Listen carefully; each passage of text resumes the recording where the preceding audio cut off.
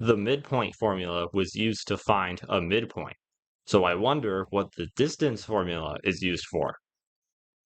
It's distance. You use it to find distance. So here's the example of what we're doing in this video. We need to find the distance between these 2 points. And remember that these 2 points are going to be on a graph. So basically, if you were to plot these 2 points on a graph, then how far apart would be? How many squares apart would they be? And by the way, if you're doing this problem out of a textbook, it'll probably say something like find AB. And in geometry, whenever you have 2 letters like this, like AB, but there's no line on top or anything, then that means it's the distance between those 2 letters. So I should probably introduce you to what the distance formula is. So the distance formula is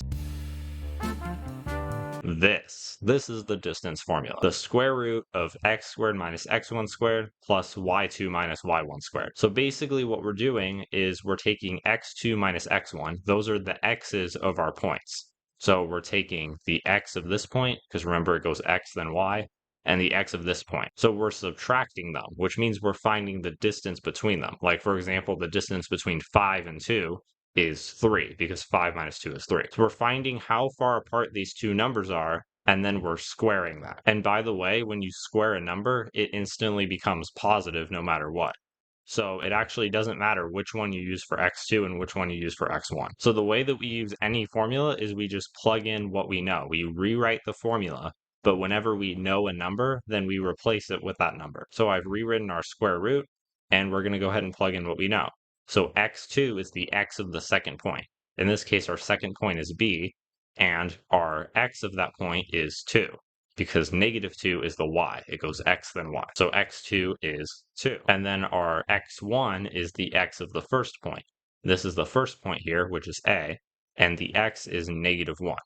So we're going to have minus negative 1, and that's going to be squared, just like it says in the formula. And we're going to keep writing our formula, so it's going to be plus parentheses, and now we're going to have y2. So y2 is the y of the second point. The second point is here, which is b, and the y is the second number of that point, which is negative 2. And then that's going to be minus y1, which is the y of the first point. So the first point is a, and the y of this point is 3. So we're going to write 3 here in place of y1, and then that's going to be squared as well. So now we just need to simplify what we have here. So we're going to rewrite our square root, and we're going to make this as simple as possible. So here we have 2 minus minus 1. Remember that 2 negatives make a positive, so these 2 minuses are just the same thing as plus.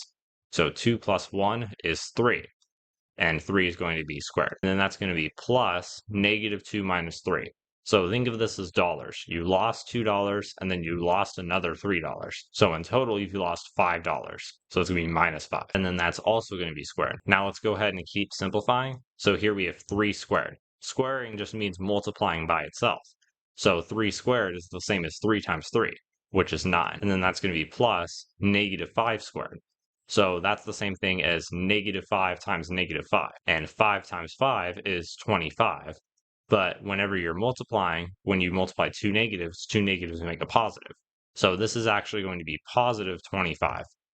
And that's why I said it doesn't matter what order you put as y2 or y1, because all that does is changes if it's negative or positive, and it's always going to turn positive anyway. And now we can simplify this even more, because 9 plus 25 is 34. Now, can we simplify this anymore? Can we simplify the square root of 34? Well, remember that a square root is just the opposite of squaring. It's the number that you have to multiply twice to get it. So the square root of 25, for example, is 5, because 5 times 5 is 25.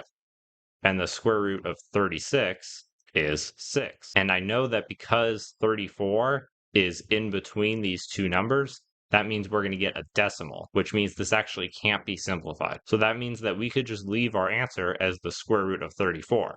Or we can just put the square root of 34 in our calculator and then get some decimal. And if you do put this in your calculator, then the square root of 34 is going to give you about 5.83. And by the way, this little squiggly equal sign means about. That means it's not exactly equal. So you have two options to write your answer. Your answer can either just be the square root of 34, or it can be 5.83. But both of these are the distance between A and B. So now you know how to use the distance formula to find distance. But if you're also interested in formulas that tell you what it does in the title. Then there's also the midpoint formula. So if you want to learn about the midpoint formula, you can watch this video. And as always, if you have any questions about this video, go ahead and leave it in the comments and I'll be sure to answer your question. Thanks for watching.